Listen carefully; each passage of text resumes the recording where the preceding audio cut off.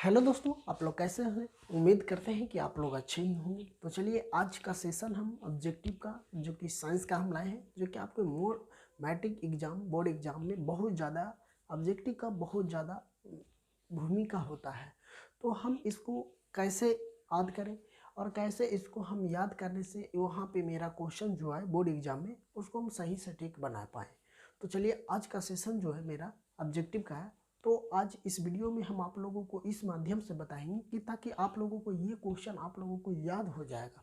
तो आप लोग वीडियो के अंत तक बने रहें। अगर वीडियो पे पहली बार है तो हमारे चैनल को ज़रूर सब्सक्राइब कीजिए और अपने दोस्तों के साथ ज़रूर शेयर कीजिए और कमेंट बॉक्स में ज़रूर हमें प्रतिक्रिया दें कि ये वीडियो आप लोगों को कितना हेल्पफुल होगा।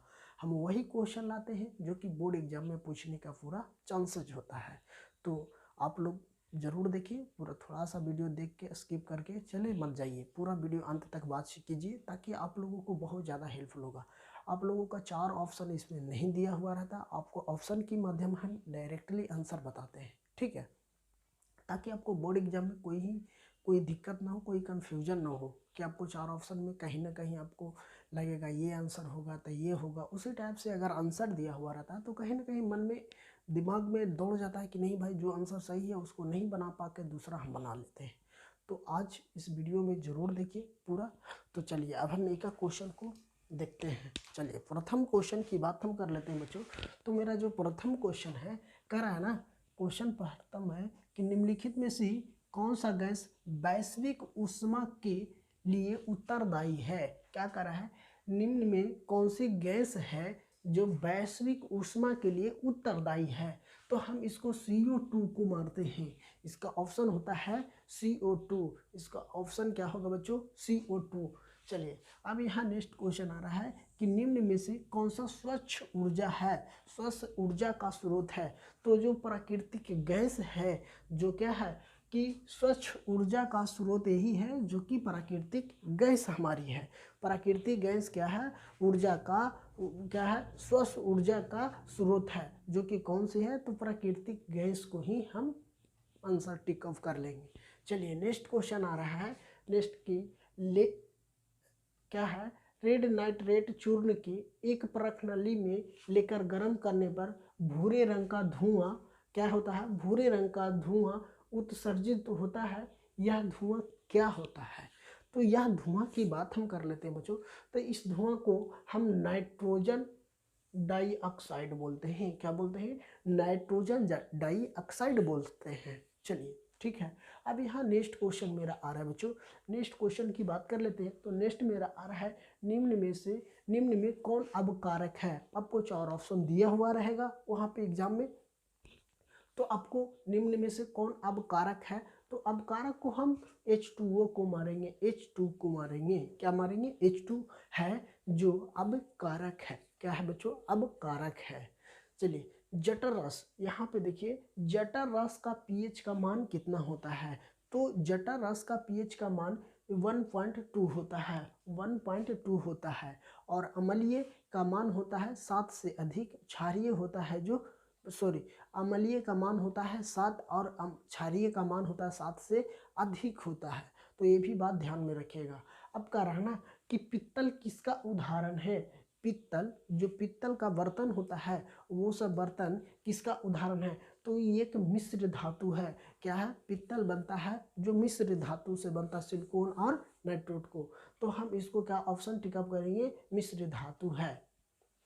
चलिए नेक्स्ट क्वेश्चन है, निम्न में किस धातु पर वायु का प्रभाव नहीं पड़ता। कह रहा है निम्नलिखित में से किस धातु पर वायु जो हवा का प्रभाव नहीं पड़ता है। तो सोडियम पर, इस पर किसी प्रकार की प्रभाव नहीं पड़ता है। अगर ऑक्सीजन की बात करते हैं तो वायु की बात करते हैं तो वायु की प्रभाव इस पे सोडियम पे नहीं पड़ती है। चलिए अब मेरा नेक्स्ट क्वेश्चन आ जाएगा। नेक्स्ट यहाँ से देख लेते हैं, निम्नलिखित में से पीएच का कह रहा है, पीएच का कौन सा मान क्षारक विलयन का मान देता है।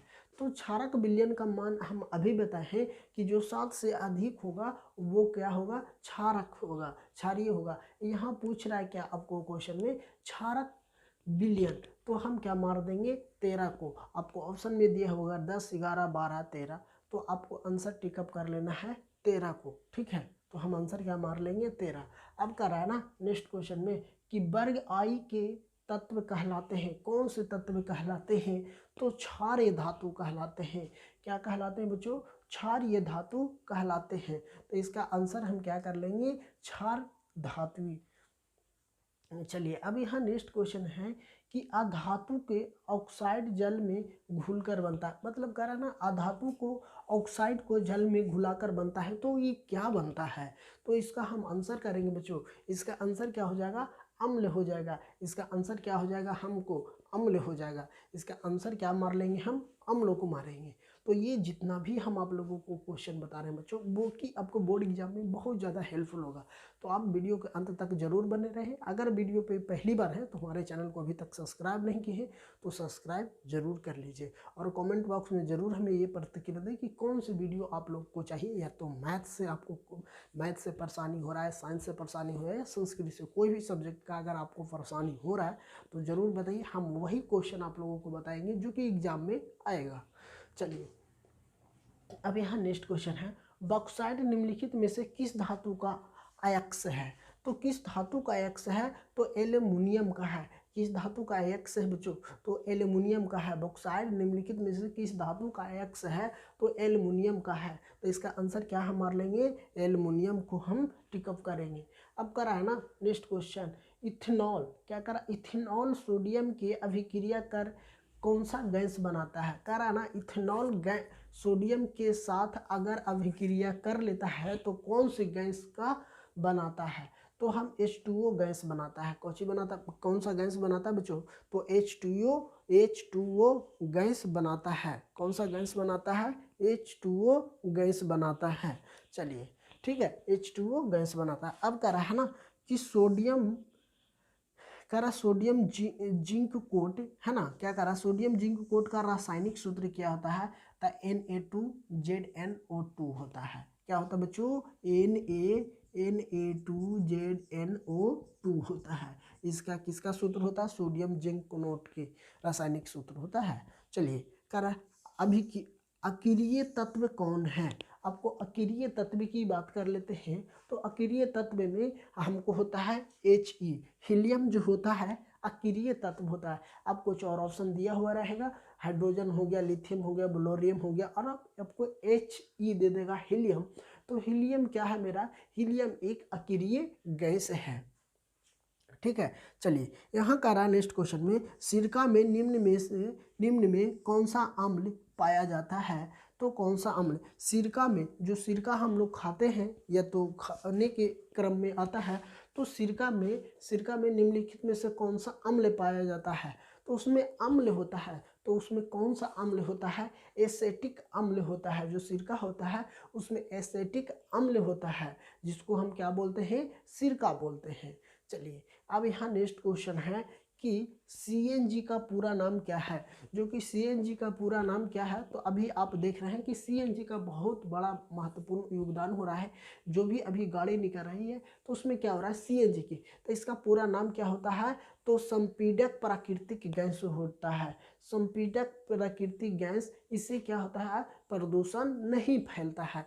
तो इसको हम क्या बोलते हैं, संपीडित प्राकृतिक गैस बोलते हैं। क्या बोलते हैं, संपीडित प्राकृतिक गैस बोलते हैं। चलिए नेक्स्ट क्वेश्चन में आ जाएगा कि निम्नलिखित में से कौन सा सहसंयोजक यौगिक है। कह रहा है ना, आपको क्वेश्चन कर रहा है निम्नलिखित में से कौन सा संयोजक यौगिक है, तो CH4 होगा। क्या होगा, CH4 होगा, जो हमें क्या होगा, सहसंयोजक यौगिक होगा। इसका आंसर क्या हम मारेंगे, CH4 मीथेन गैस है ना।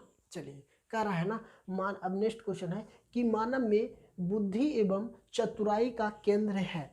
तो कह रहा है ना मानव में, जो हम लोग में, मतलब जो हम लोग मानव है, तो मानव में कह रहा है बुद्धि एवं चतुराई का केंद्र क्या है, तो सेरिब्रम है। क्या है बच्चों, सेरिब्रम है। सेरिब्रम हमारी क्या करता है कि बुद्धि और चतुराई को ये काम केंद्र है, जहाँ केंद्र की बात करते हैं उसका है। चलिए हम अभी जो बताएं बच्चों 1 से लेकर 20 ऑब्जेक्टिव हम आप लोगों को बताए हैं, तो 20 क्वेश्चन आप लोगों को याद हो गया होगा। अगर याद नहीं भी हुआ तो कोई बात नहीं है, अगर एक बार वीडियो को पूरा अंत तक देखते हैं तो कहीं ना कहीं आपका दिमाग में रहेगा। अगर इस टाइप का अगर सवाल क्वेश्चन आपको आ जाएगा एग्जाम में तो आराम से टिकअप कर सकते हैं। चलिए अब करा किशोरा अवस्था में होने वाली परिवर्तन को क्या कहते हैं। जब किशोरा अवस्था में होते हैं तो अगर उसमें परिवर्तन होता है उसको हम बोलते हैं पायु, क्या बोलते हैं हमें, पायुबट्टी बोलते हैं, पायुबट्टी बोलते हैं जब किशोरा अवस्था में परिवर्तन होता है। तो कह रहा है ना, कीटों के पंख, चमगादड़ के पंख किस तरह का अंग होता है। कह रहा है ना, कीटों के पंख और चमगादड़ के पंख किस तरह का अंग होता है। तो इसमें होता है समजाति अंग होता है। इसमें क्या होता है बच्चों, समजात अंग होता है। चलिए ठीक है। अब कह रहा है नेफ्रॉन पाया जाता है, तो नेफ्रॉन पाया जाता है तो कहाँ पाया जाता है, वृक्क में पाया जाता है, वृक्क में पाया जाता है। किसमें, वृक्क में पाया जाता है ना। कह रहा ना, अब नेक्स्ट यहाँ आ रहा है कि ईस्ट में जनन, ईस्ट में जनन जनन जाता है ना। तो ईस्ट में जनन का जाना जाता है तो किसके द्वारा होता है, ईस्ट में जनन। तो ईस्ट में जनन जो होता है मुकुलन के द्वारा होता है। किसमें होता है बच्चों, अब हम बता सकते हैं कि ईस्ट में जनन किससे होता है, तो मुकुलन द्वारा होता है। नेक्स्ट आ रहा है कि आयुरिया का निर्माण होता है। आयुरिया का निर्माण कहाँ से होता है, तो आयुरिया का निर्माण जो हमारे शरीर में होता है यकृत में होता है। कहाँ पे होता है, यूरिया का निर्माण हमारे शरीर को यकृत में होता है। कहाँ पे होता है, यकृत में होता है। चलिए अब नेक्स्ट क्वेश्चन है मेरा कि निम्नलिखित में से कौन सा घटक हमारे शरीर के लिए आवश्यक है। कह रहा है निम्नलिखित में से कौन सा घटक हमारे शरीर के लिए आवश्यक होता है। तो कौन सा होता है, तो विटामिन होता है। क्या होता है, विटामिन जो होता है हमारे शरीर के लिए एक घटक होता है ना। हाँ चलिए नेक्स्ट क्वेश्चन आ रहा है कि ऑक्सीजन का वाहक कौन होता है। ऑक्सीजन का वाहक कौन होता है, तो आरबीसी होता है। आरबीसी होता है जिसको हम बोलते हैं रुधारू, ठीक है। तो ऑक्सीजन का वाहक कौन होता है, आरबीसी होता है। चलिए कह रहा है ना, घटपर्णी, घटपर्णी एक उदाहरण है। तो घटपर्णी एक उदाहरण है तो इस किस प्रकार का उदाहरण है, तो कीट भक्षिका। क्या है, कीट भक्षिका। इसका आंसर क्या हो जाएगा, कीट भक्षी हो जाएगा। हमको क्या हो जाएगा बच्चों, कीट भक्षी हो जाएगा। इसका आंसर क्या हो जाएगा, कीट भक्षी होगा। चलिए कारण ना नेक्स्ट यहाँ पे आएगा क्वेश्चन आपको। नेक्स्ट क्वेश्चन मेरा आ जाएगा यहाँ पे बच्चों, क्या आ जाएगा, नेक्स्ट क्वेश्चन मेरा आ जाएगा कि तापमान, तापमान, तापमान वर्षा तथा पवन परिवहन के लिए कौन कैसे कारक है। तो भौतिक कारक है। कैसे कारक है, तो हम कैसे कारक की बात कर लेते हैं, तो ये भौतिक कारक है। चलिए यहाँ नेक्स्ट क्वेश्चन है कि कौन सी बीमारी श्वसन तंत्र से संबंधित है। कराना कौन सी बीमारी श्वसन तंत्र से संबंधित है, तो श्वसन तंत्र से संबंधित की बात हम कर लेते हैं तो निमोनिया हो जाएगा। क्या हो जाएगा, इसका आंसर जो हो जाएगा हमें निमोनिया हो जाएगा। ये क्या है, एक श्वसन तंत्र का बीमारी है। कह रहा है ना। अब नेक्स्ट यहाँ आ रहा है जैव विविधता का विशिष्ट स्थल क्या होता है। जैव विविधता का विशिष्ट स्थल क्या होता है, तो जैव विविधता की बात करते हैं तो इसका जो मुख्य आंसर हो जाएगा, प्रमुख अंक आंसर होगा हमें वन होगा। देखिए जो जैव विविधता की हम बात करते हैं तो घास कहाँ होगा, जंगल में। और घास को कौन खाएगा, हिरन खाएगा। हिरन को कौन खाएगा, बाघ खाएगा। तो ये क्या है, एक जैव विविधता हो गया। तो जैव विविधता कहाँ होगा, तो वनों में होगा। कहाँ पे होगा, वनों में होगा। तो वन में क्या होगा, घास होगा। घास को कौन खाएगा, हिरन। हिरन को कौन खाएगा, बाघ। मतलब एक दूसरे पर रिलेटेड है। तो यही होता है जैव विविधता। अगर जैव विविधता अगर आपसे 2 नंबर में पूछ लिया जाए या तो 5 नंबर में पूछ लिया जाए तो आप आसानी से लिख सकते हैं, इसका उदाहरण भी दे सकते हैं। चलिए नेक्स्ट क्वेश्चन है कि पादप हार्मोन साइटोकिनिन का सहायक कौन है। तो तने के वृद्धि के लिए ये किसमें होता है, तने के वृद्धि के लिए होता है। किसमें होता है, तो तने के वृद्धि के लिए होता है। चलिए नेक्स्ट क्वेश्चन आ रहा है मस्तिष्क है ना। कह रहा है जो मस्तिष्क का कौन सा भाग शरीर की स्थिति तथा संतुलन का अनुरक्षण करता है? तो कौन करता है? तो अनुमस्तिष्क करता है, अनुमस्तिष्क करता है। चलिए अब नेक्स्ट क्वेश्चन आ रहा है बच्चों, प्रयोगशाला में संश्लेषित पहला कार्बनिक यौगिक कौन है? तो पहला कार्बनिक यौगिक हम किसको करेंगे? NH2CONH3 को। किसको हम करेंगे? NH2CONH3 को इसका आंसर होगा। चलिए अब नेक्स्ट क्वेश्चन है कि प्रकृति में ऑक्सीजन का संतुलन कैसे बना रहता है? कारण है प्राकृतिक में ऑक्सीजन का संतुलन कैसे बना रहता है? तो प्रकाश संश्लेषण से। क्या होता है? प्रकाश संश्लेषण से। अगर आपसे ये भी सवाल आपसे किया जाएगा कि पौधे अपना भोजन कैसे बनाता है, तो इसमें भी हम आंसर करेंगे प्रकाश संश्लेषण के द्वारा। चलिए ओजोन परत, नेक्स्ट क्वेश्चन है, ओजोन के एक अणु में कितने परमाणु होते हैं? ओजोन के एक अणु में कितने परमाणु होते हैं? तो 3 होते हैं। ओजोन में क्या आंसर आ जाएगा? ओजोन के एक अणु में कितने परमाणु होते हैं? तो 3 होते हैं। नेक्स्ट क्वेश्चन आता है कि हीमोग्लोबिन की कमी से क्या होता है? हीमोग्लोबिन मतलब खून की कमी से कौन सी होता है? तो एनीमिया बीमारी होता है। कौन सी बीमारी होता है? तो एनीमिया बीमारी होता है। अब यहाँ नेक्स्ट है राइजिन। राइजिन एवं गोद कहाँ संचित होता है? राइजिन एवं गोद कहाँ संचित होता है? तब पुराने जाइलम में, है ना? कहाँ होता है? पुरानी सी जाइलम में होता है। नेक्स्ट क्वेश्चन आ रहा है कि निम्नलिखित में से किसे रक्त का बैंक के नाम से जाना जाता है? तो पीलिया होता है, पीलिया होता है जिसको हम बोलते हैं रक्त बैंक के नाम से जाना जाता है। क्या होता है? पीलिया, है ना? पीलिया, इसका आंसर क्या हो जाएगा? पीलिया।